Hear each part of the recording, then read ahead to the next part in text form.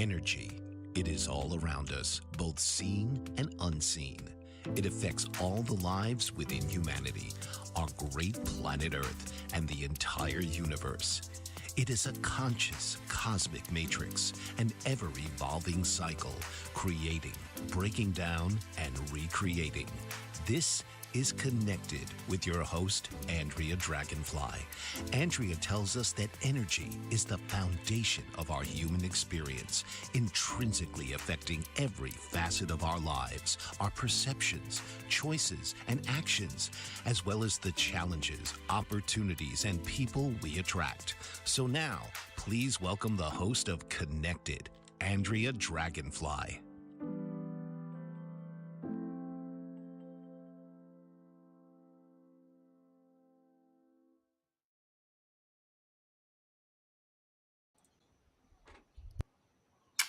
Hey, good people. Welcome.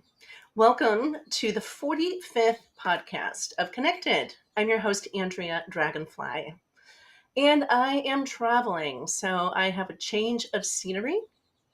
I am in Hawaii, the Big Island. And so I'm going to be in this place for the next month. So we'll see how this goes. I hope you enjoy my backdrop because there's this beautiful stained glass door behind me that's illuminated. And because it's a lot of windows and a lot of really lush, beautiful greenery out the door, unfortunately, it really washes me away. So I have to kind of have like a different setting. And this is the setting, but it's not nearly as beautiful as the as everything else around me. So we're just going to go with that. Okay. Well, again, I want to thank you for joining me. And we are talking about our developing our allies team. And so last week, we were discussing how I was really talking about the Sacred Cross and about how we have allies all around us and how we can begin to start connecting with them, how we can kind of locate kind of how they are. So this is kind of a map. We're kind of mapping out where do our allies live, right? Or not necessarily live, but how, like if we could put it into some sort of, like a map, how do we find them, right? Now, what I also want to remind you is that everything that we can conceive of that's outside of us is inside of us. There's no separation. So even though we have these physical seen allies, which I talked about in the Sacred Cross, and we have the horizontal calling of the cross. And then we have the vertical calling of the cross. And I always start with the horizontal. And I talk about the different, when we're calling in the horizontal plane, we're calling in all life that is of existence. And we can see it, but our communication with it is a little different, right? It's not like we're talking to another human being. So we have to learn to listen in new ways. We have to learn how to listen on a completely different level because they're not going to speak to us in English, right? So this is where we begin to develop our senses, our psychic skills, our super senses. And so there's clairvoyance, which is vision, and clairaudience, which is we're able to hear, and we can hear stories and secrets and whispers and whatnot, and so just kind of sometimes people will feel like their information comes in through the audio. And then there's clairsentience, is where we can sense it, we can feel it. And claircognizance is where we just kind of comes into us in a knowing. And there's some other clairs out there, but those are like the four main ones that can certainly be working us as we develop these. And all of us have it. If you're a human being, you have it. And of course, some of the animals have the senses that they know if, a tsunami's coming or some sort of forest fire or some sort of big event. They're sensing all of that, right? Well, we also have this. We're just not used to using it. We've been so programmed not to use it that we forgot how to use it. So it's about, training ourselves to use it again, right? So when we call in that that horizontal part of the cross, the wings, the arms. We're calling in the plane of the existence in which we're living. And so I usually start with calling in. I'll start somewhere. I usually start in the south, but we can start by all means in the east. Some wisdom traditions, when they're calling in this type of energy, they'll call in the direction that's connected to the season. And so right now we are in winter, and winter is usually connected to the north. So maybe you start with the north. East is usually connected to the springtime. The south is the summertime, and then fall is usually connected with the west, right? And so we talked about that with the cycles of the seasons and the calendar of the year, even. So if you're in North America, that would be your call in. Now, if you're in South America, again, I've been talking about this in many different shows, it's going to be flipped a little bit because the South, the fire is in the north of you, it's at the equator, and then the earth is at the poles, right? And then you can cross, of course, your east and your west from there.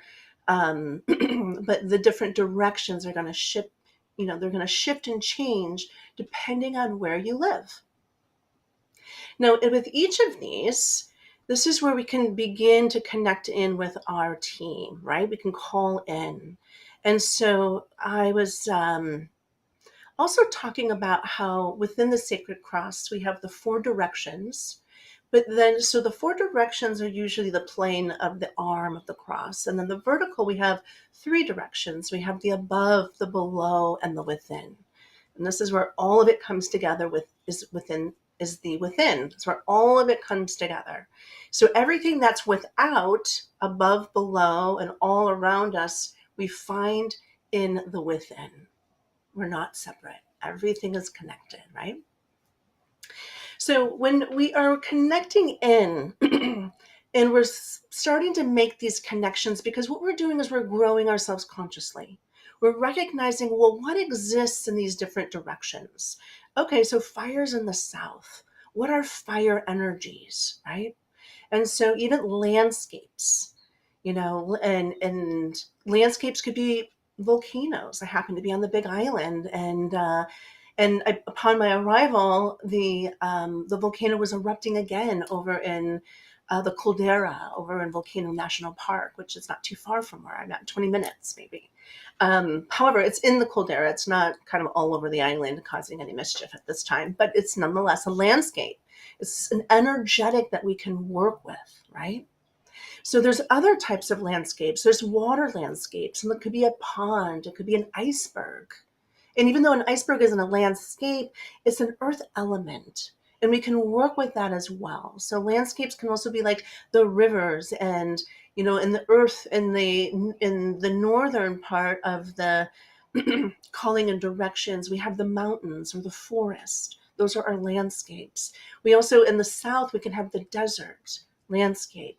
We can have watery, swampy energy. And that can also live in different places. That can live, of course, in the West, where the oceans and seas and whatnot live. So this, again, depends on where you are, because the ocean and sea could be on the east too, right? As I'm saying, so it's about you creating your relationship to the world around you, right?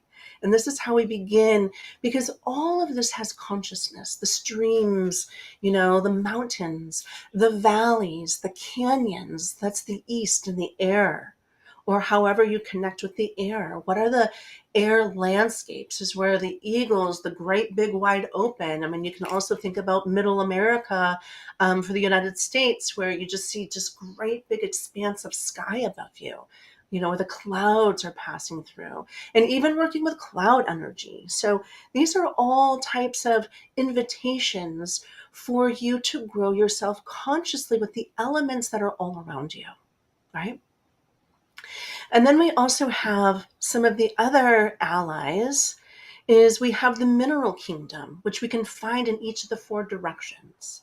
And with the mineral kingdom, we're looking at rocks, we're looking at crystal allies, metals, metal alloys. We're even looking at, minerals such as the salts and other types of things that we need to get from the earth for our own nutrients, for our bones to grow, right? For our physical human bodies, even, because the mineral kingdom mimics our own mineral kingdom within our body.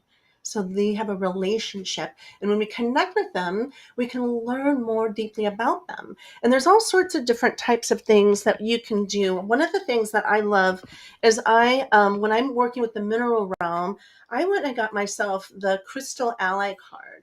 And it is this book that gives me this whole oracle deck. I don't even know how many, maybe like 80 some different cards. And so if I'm working with different types of stones, medicinally, magically, or even to grow myself personally, I can use this deck and I can find one that I'm either really drawn to and I want to learn more about, or I can really give it to the greater good of my spirit team and say, okay, which of these wants to be my ally at this time? What do I need to know? What do I need to learn? Which crystal ally is saying, hey, you know what? I think that I'm going to show up for you. I'm going to step forward and I'm going to be the one to walk with you for this new year, right? And by doing that, we set a prayer, we set an intention, and we shuffle the cards. And we can be just like, okay, I invite my crystal ally rock mineral, because they're all in here, to come and let it be known which one of you is, you know, is it in my best and highest evolution to work with you at this time. And so when I actually did this, and I've been working with these cards for many years, the one that I chose for myself happens to be right here on my little altar, is the quartz crystal. Now it's interesting because quartz crystal, I've been working with quartz crystal for decades. And quartz crystal has a very powerful energetic of expansion, really, of magnifying, of really taking certain things and just kind of like, magnifying out into the energy spaces. We can also program with crystal energy. So learning more about it and learning through either also what's being said and written in this book, but there's many other books out there, right? And you can learn, but you can also work with the crystal and you can use it by like meditating with it, or you can sleep with it. You can do many things. You can have it in your pocket. You can have it in your car. You can have it in your, depending on, where you're at, your bag. There's many different ways that you can have that and invite the consciousness of it to inform you. Even if you're driving and it's in your car and you have, a little stone in your hand, you can connect with it, just within the in-between spaces. And it can bring out, bring forward an insight, bring forth some sort of awareness that maybe you didn't have before, right? And so that's with our mineral kingdom allies. And then we have our plant kingdom allies. And I already talked about these, but anything within the plant kingdom. So we're talking any type of food, any type of medicine, even the mushroom kingdom, the fungi kingdom is also part of the plant kingdom. So we're going to have everything from the grasses to the trees and shrubs and anything that shows up, the flowers, right? So this is part of the genes and genealogy and how we look inside of our bodies. And it's about how it's our lineage. And so plants, are the representation of propagation and how we are coming from a lineage of energy. And so we can learn a lot through just plant relationship within our own relationship. But it's a deep dive. There's so many things that we can learn through the invitation of working with one in particular. And so the one that I'm working with this year is I pulled a card for rosemary. And I have a whole herbal deck as well, because these are all just oracle cards, or they're information that helps us understand how we can work with them both medicinally and magically even, or what they represent or how they were used historically. But also it's about us creating our own relationship. I always want to come back to that, us and our own relationships, right? And then we have our animal kingdom. And so again, this is on that plane, this is on the cross of the horizontal plane. And with the animal kingdom, there's different ways you can have like I have this animal spirits card deck, oracle deck. I also have the medicine cards, which is another version of the animals. And there's many out there. There's lots of different authors, lots of different imagery, if there's something that you like. And this is about really connecting into the animal medicine, right? So being able to actually expand ourselves and become more aware of our animal friends, right? Because the way human beings have treated our animals over time has become implorable. It's just absolutely devastating in how, human beings have treated animals. And so it's time for us to wake up. It's time for us to even understand, what is the significance of wolf medicine? What's the significance of elephant medicine or whale medicine or insect medicine, right? So there's all sorts of information. When I say medicine, medicine really is that it's like that invitation for you to understand how does it come into you and help you evolve, help you heal, help you grow your own self forward, right? So that's the term for medicine on a generic level. So we have our animal kingdom. And then we also have what I'm calling, I didn't call it last time, but I'm calling it now, our hollow bones, our ancestors, all who have come before us. So on the earthly plane, usually this lives in the north, but we can find them in different ways, right?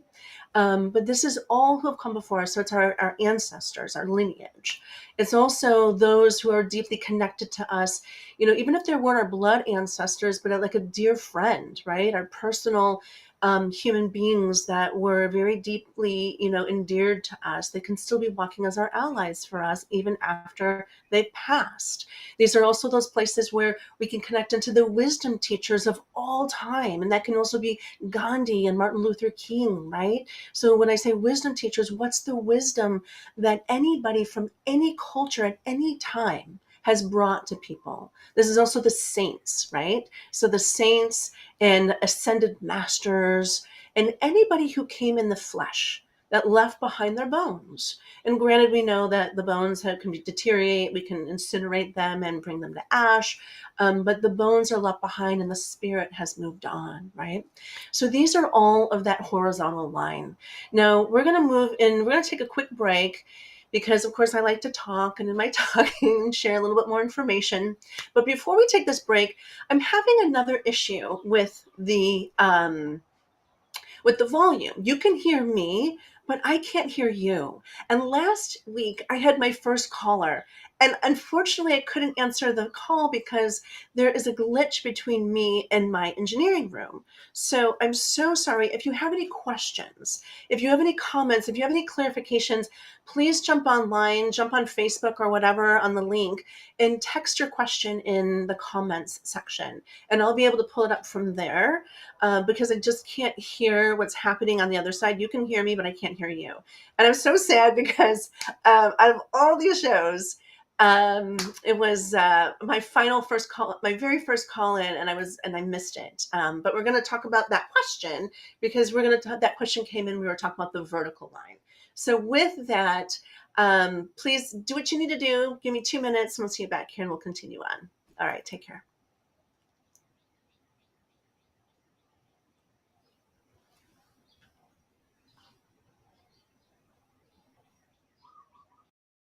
What if there were a super tiny device that could diagnose the brain and is author, radio show host, and coach John M. Hawkins reveals strategies to help gain perspective, build confidence, find clarity, achieve goals. John M. Hawkins' new book, Coached to Greatness, Unlock Your Full Potential with Limitless Growth, published by iUniverse. Hawkins reveals strategies to help readers accomplish more. He believes the book can coach them to greatness. Hawkins says that the best athletes get to the top of their sport with the help of coaches, mentors, and others.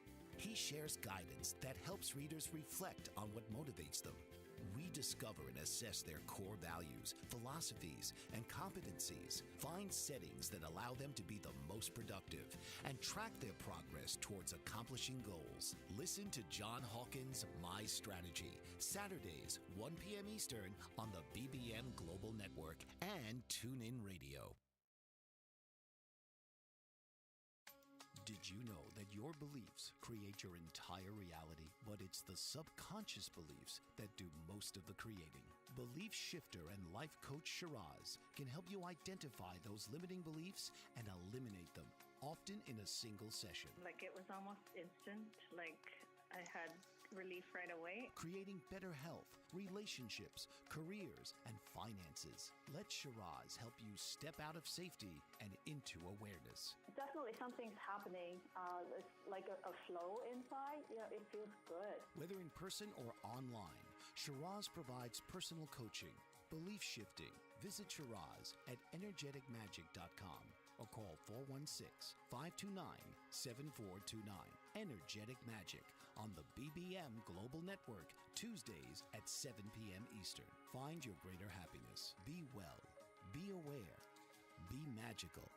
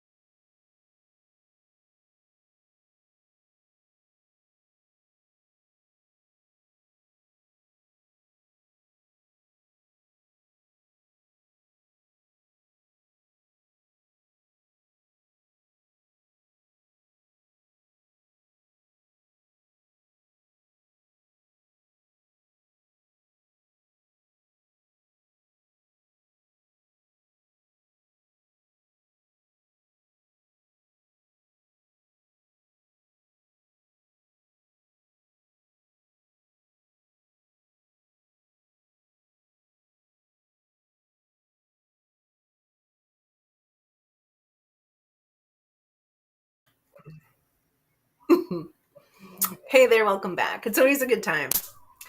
What I love that these are these live podcasts. And so if there's any glitches, if I say something absolutely ridiculous, there's no editing. So at the very beginning of all these shows, I was terrified of that. Now I'm just like, whatever. So again, we still don't have any volume for me to hear you. So unfortunately, if you have a comment, put it in the comments through Facebook and we'll be able to get it that way. Okay. Okay, so that is the horizontal plane. Those are actual energies that we can see because there's pictures. We can even like ascended masters, right? Who are the ascended masters? Even just a journey of exploring, well, who are some of the ascended masters is a wonderful way to get you connected, right? And learn about them and then bring them and meet them in your meditation practice. And even if you don't have a strong meditation practice, there's the in-betweens is what I like to call it. Especially if I'm working with a client and they're really struggling with meditation and we're beginning the process because, of course, when we first get going, it takes a little bit of time. So it's like in the in-betweens, inviting them to come in. Sometimes it's like that pillow time. And if you've ever, put a child to sleep at night and they were little and you had the pillow talk time, you can have pillow talk time with ascended masters and angels and all sorts of other different types of allies, right? You can just be on your pillow and invite them to come and be with you. And it takes a little time for us to understand, to adapt our listening skills, to be able to receive information, right?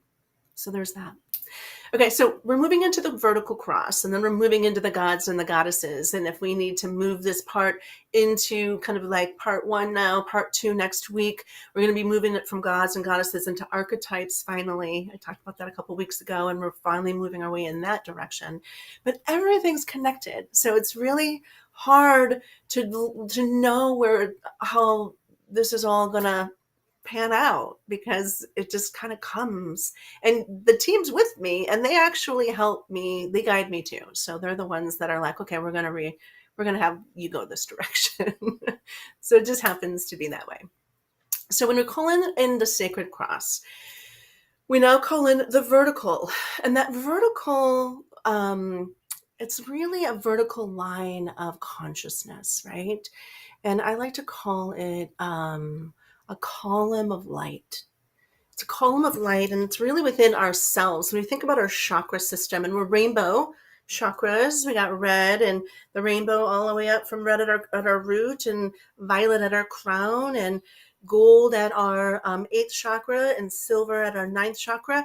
And so we're rainbow light, but we also are this beautiful, pure white light as well. And that's the divine light within us. And so we can anchor ourselves up into the heart of divinity. We can also anchor ourselves into the heart of the great planet Earth, our great Mother Earth. And I like to, always see that as this big ball of fire, like an earth star, like a star that lives within the heart of the earth. And we connect in, and I always kind of like connect in and see what I like to, the way that I've been doing it for the last several years is almost like Avatar. If you ever watched that movie Avatar, and it's like how they connect into the horse or to the dragon bird or whatever it is, and they make the bond, right? So they make that bond. My light cord makes the bond with the heart of the earth and the heart of divinity. And it puts me directly in this column of light that has everything, like this beautiful column. And of course, this is bigger than myself, outside of me, but it's all inside of me too. I'm not separate from any of it. Everything that I see outside of me is just a reverse flip mirror image of what's inside of me, right? So, but just for visual purposes, right? So I'm going to start with going to the below, because it's a little bit of a shorter drive than when we go up to the above. And so when I make that, I send my cord of light through into the layers of the earth. And I think about all that has come before me, because the earth is really about cosmic memory. It's about everything that has happened before this very moment. So we can tap into that. We can also tap into the Akashic records, also known as cosmic memory. And different wisdom traditions are going to call it different names, right?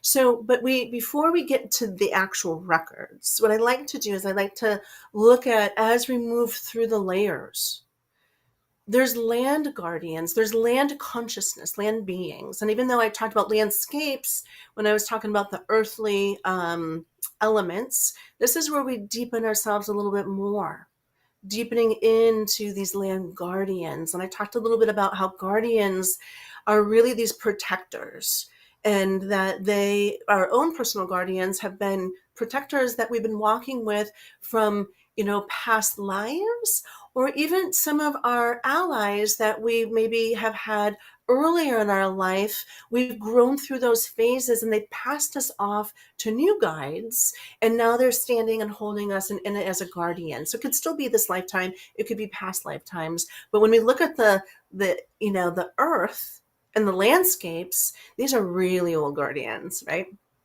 So we can communicate with them. We can communicate with these landscapes. And so this is where there's a crossover between the earth elements and being able to, again, like I said, connecting with the lakes and the mountains. This is the crossover where we can deepen into that. But now we are we're working with some of the unseen allies. And some of those unseen allies are going to be the fairy realm, or the sprites, or the mermaids, right? Or the gnomes. And so there's many names depending on tradition. The dwarves, the brownies. But we also have things like the Sasquatch and the Yeti, because these are our lore. However, on a different plane of existence, an interdimensional plane, they exist, and they are our allies. And they have communicated with different people in different ways at different times of our human evolution. However, they're not in physical form anymore. So when we think about our allies in physical form, you can see the river, you can see the lake, you can see the mountain, but you can't see the Yeti, you can't see the Sasquatch, you can't see the fairy in the same way. Now, sometimes you can take a photo of nature, and then if you pull up and you really kind of expand your picture, you can start seeing faces showing up in the images of your pictures, especially, well, nature. It has to be of nature. But there's other things that happen too. So when you start to play with your phone and your film, or, however that is, because, some people are still using cameras, of course, you can begin to start seeing some of these faces show up in the bark of the trees or the way certain branches hang. So they begin to show themselves to you in different ways. And you can connect with them and create relationship with them.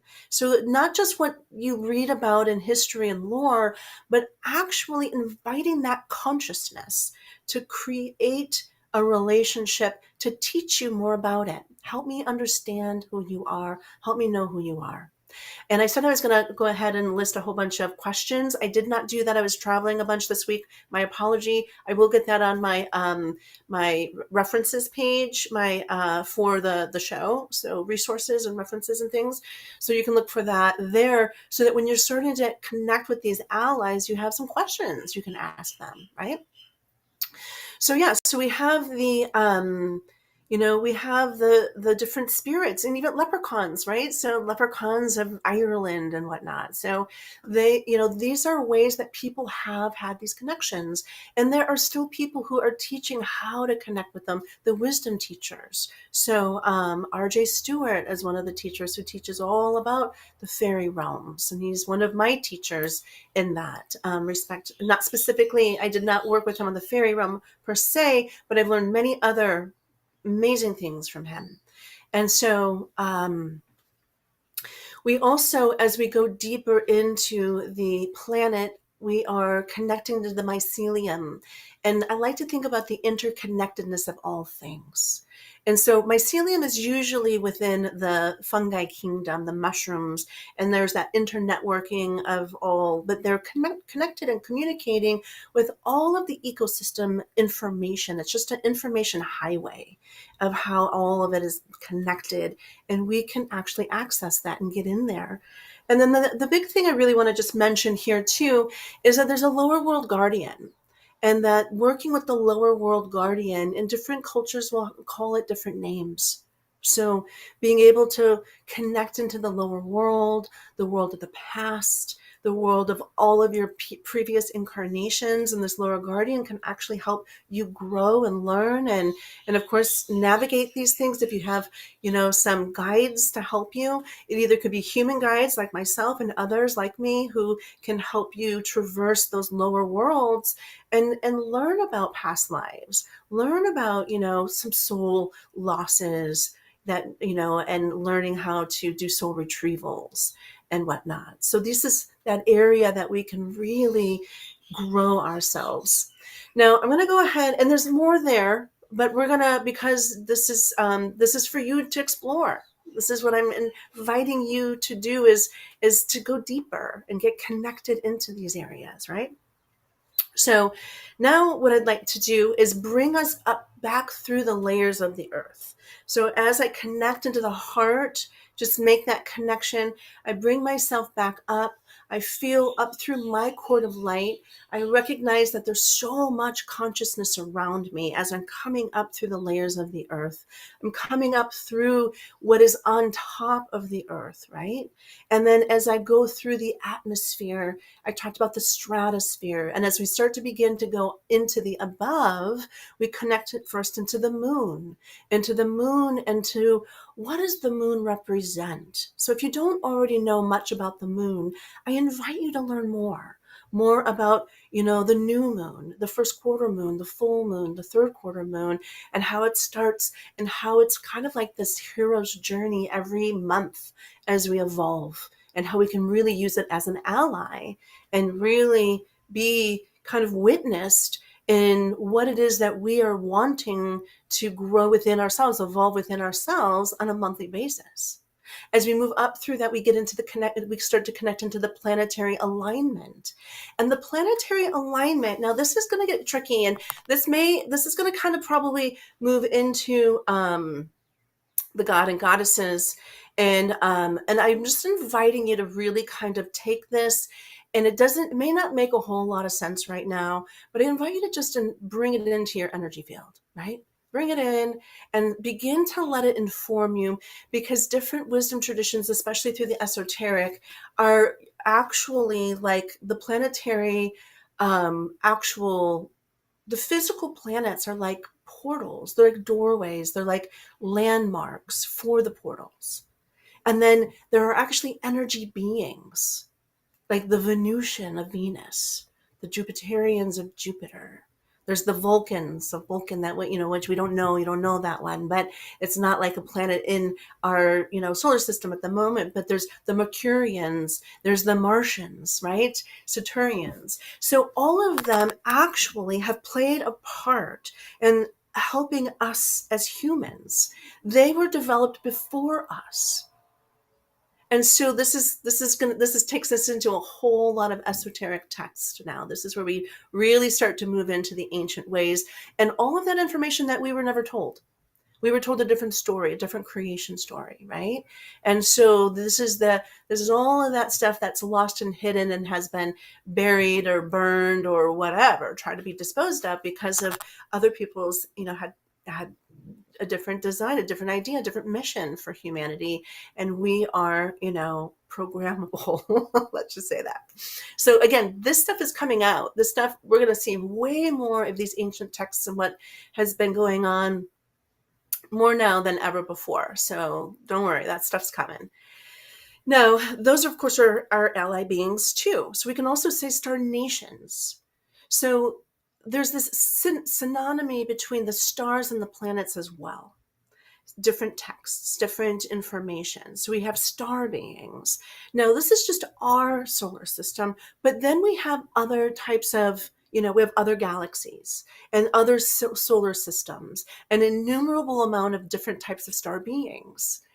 And this is going to be another show. I'm going to talk about star beings because there's a lot about star beings. And but I'm just beginning to just introduce it to you if you're not already really familiar with it. But we can connect, with some of these star beings. And even so, I talked about how, even the Quero, the Laika of Peru, the high mountains of Peru, the children of the sun, they were getting the downloads from, some say at least, from the Pleiadians, right? So the Pleiades, which is a group of stars, right? It's a group star system. So there's all of this consciousness that lives in there as well. And we move ourselves up through that.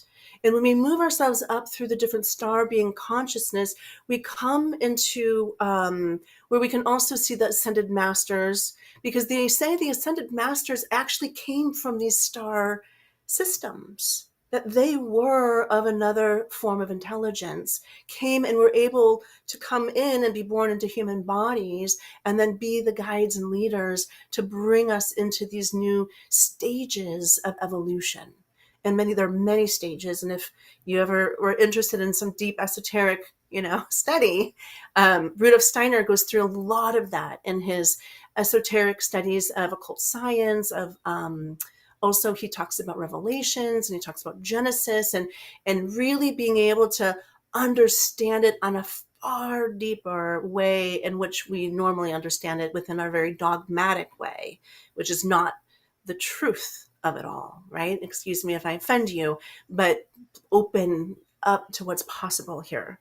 So, and then we're moving up from the ascended masters and we get into all of this is what we are connected to with what's called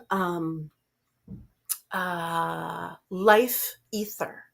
This is the life ether energy that lives above us. And then here's where we get into qualities and virtues within those ascended masters. And this is where we get into the gods and the goddesses. They are of a pantheon, and they are of a lower god, goddess, but they have helped come and guide us. They didn't make us. They are not our creators, but they are the ones that kind of came in and were, there's a lot of stories here, especially when we start to play with different types of texts of ancient history. And they were the ones that actually, like the gods walked among us way back during the time of Lemuria. Now, that doesn't exist in the ancient, in the stories of the Abrahamic traditions. Lemuria and Atlantis and all of that does not play any part because they cut it off.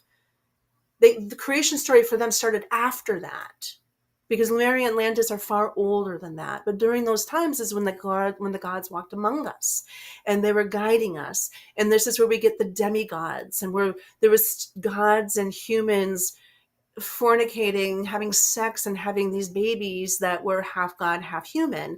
And this is where we get our mythologies from. Now, so pantheons. Now I'm going to jump in here. I'm going to go a little bit higher, and then we're going to come back here. Okay, just so you know where we're going. And I do believe. Oh, wait a minute.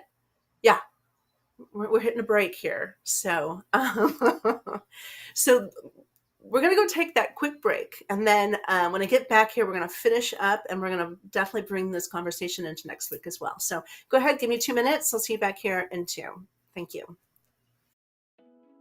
Are you struggling to care for elderly parents or a spouse? Do you wonder if being a caregiver is making you sick?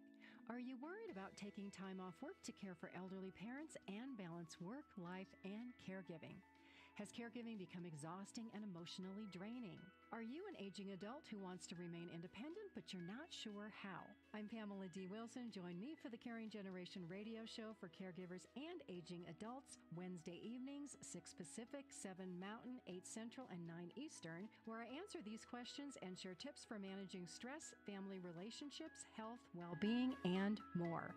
Podcasts and transcripts of the Caring Generation are on my website, PamelaDWilson.com, plus my caregiving library, online caregiver support programs, and programs for corporations interested in supporting working caregivers.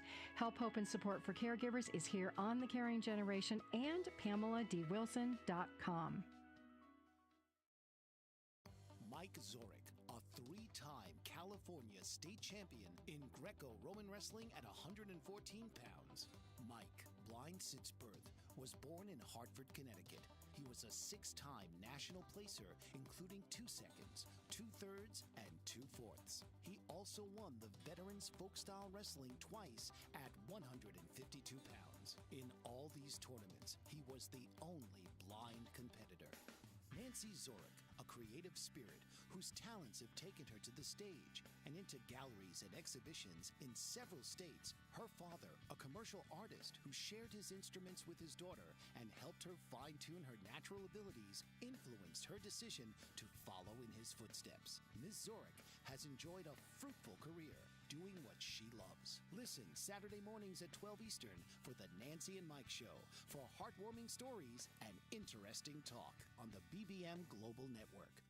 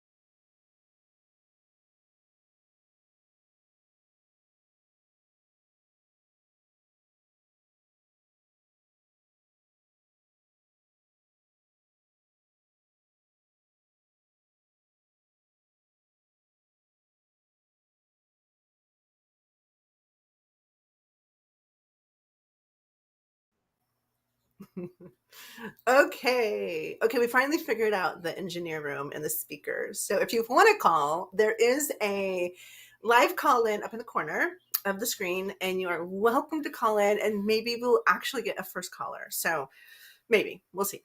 I only have like however many minutes left here. So okay, So, so okay, we're moving in from the gods and goddesses, right? So we got about 10 minutes here.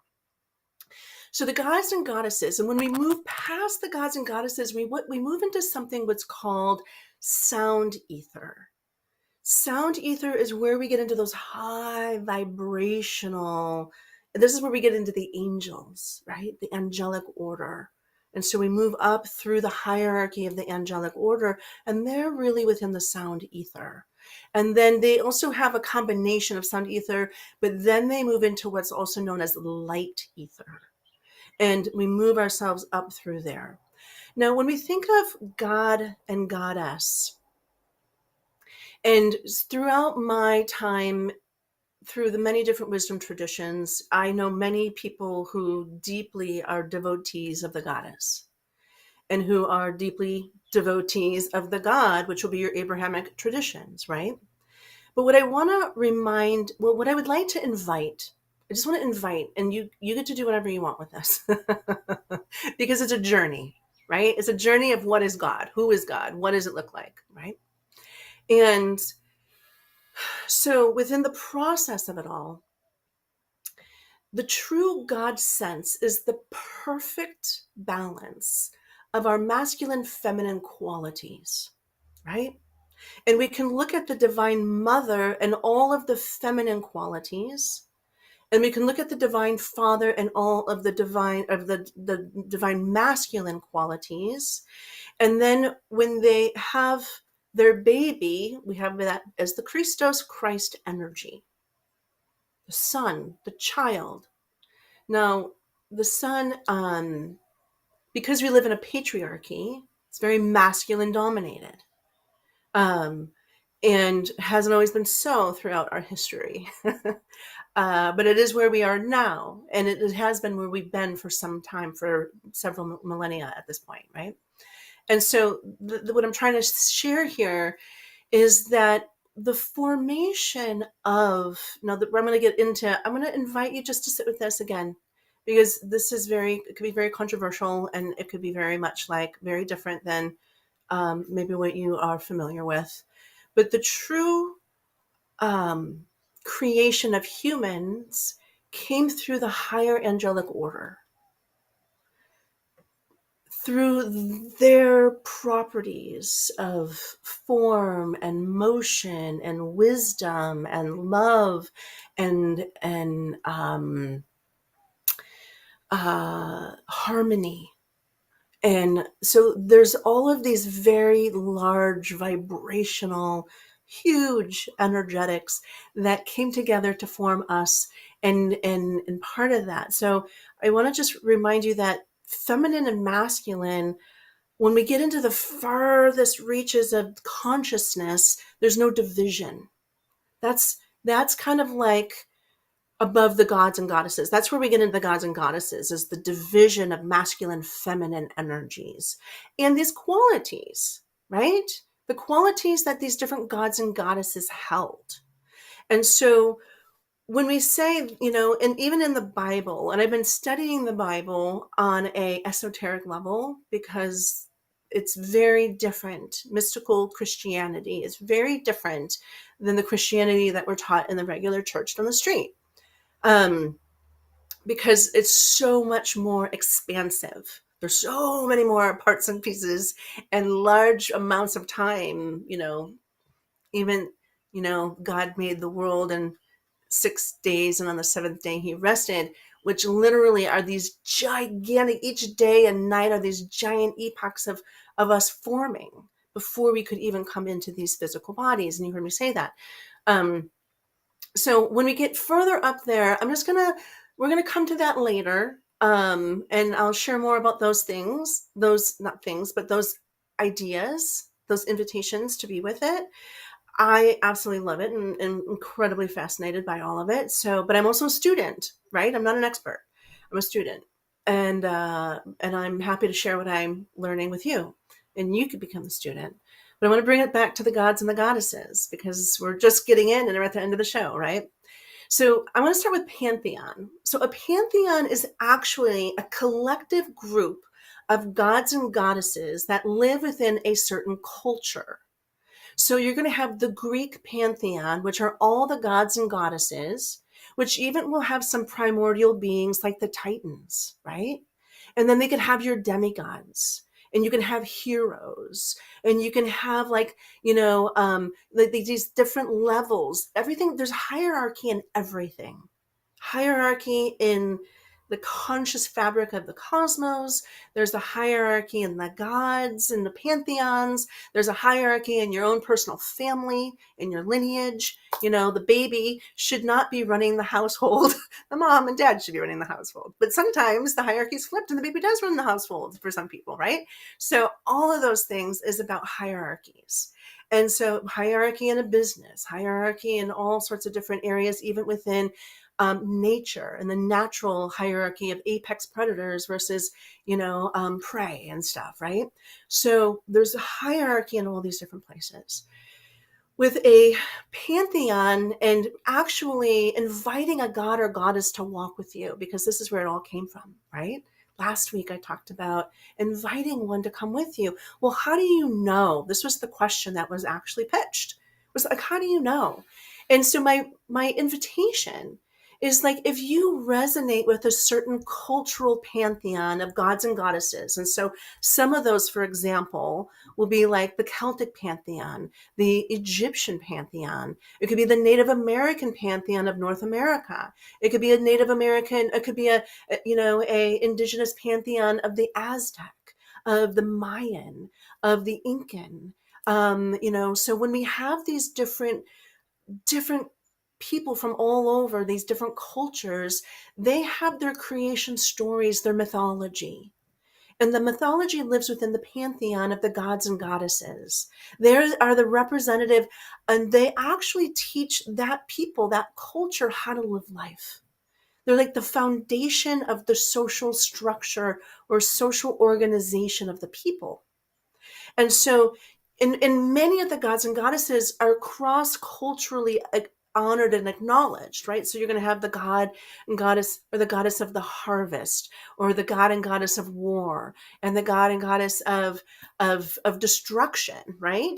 So Shiva, and Kali, and different types of, gods and goddesses through these different pantheons. You have the Hindu pantheon, you have the Buddhist pantheon, you have African pantheons in different countries of Africa throughout time and history are going to have all sorts of different types of pantheons, just like Europe has all different types of pantheons, the Norse pantheon, right? So we have all these different gods, and there's similarities because as humans, we all share collective life, collective scenarios, which is what mythology is about. Mythology is the collective experience shown to us, taught to us through stories of gods and goddesses and heroes and demigods and all these different things, right? So we're going to go ahead, and I'm going to lean in to next week and bring this in, but this is where we begin to invite. If you feel a resonance with a certain cultural pantheon, maybe you look in your own lineage. Where, what was the lineage that, maybe you're Irish and you want to learn more about the Celts or whatever, maybe any of that. You can begin to start to play and learn and look, and all of this is readily available online. There's incredible books out there. There's all sorts of information on the YouTube, right? So I invite you to play, explore, and invite. And I was talking about usually inviting the masculine and the feminine to walk with you for the year. What would that look like? To know a god, and they can be of different pantheons. They could be the Hindu pantheon versus, the Aztec pantheon, whatever. But this is the invitation. So I want to thank you all for being with me again for another show. We're going to go ahead and move this into next week, and we're going to start to move this into archetypes, because all of these energies, all of these gods and goddesses, I'm going to talk more about them, talk about how they are different than the bigger god energy, about how we're going to talk a little bit about idolatry and about honoring idolatry, which is part of the, honoring one god and the one God and no other God before me. So we're just going to talk about all that, right? I'm just going to introduce more of that into next week and then begin to work into archetypes because they're all connected. I want to thank you again for joining me tonight, today, wherever you are, whenever you watch this. Go enjoy your week, enjoy this time, invite the gods and goddesses, do some research, see what you're connected to. And I'll see you next week. And if you have any questions, reach out to me at all the different places, Instagram, Facebook, my website. And I'd love to hear from you. All right, be well. This has been Connected with your host, Andrea Dragonfly. Join Andrea each week on an extraordinary journey, exploring the consciousness of energy and how you are connected. Thursday, 9 p.m. Eastern on the Bold Brave TV network.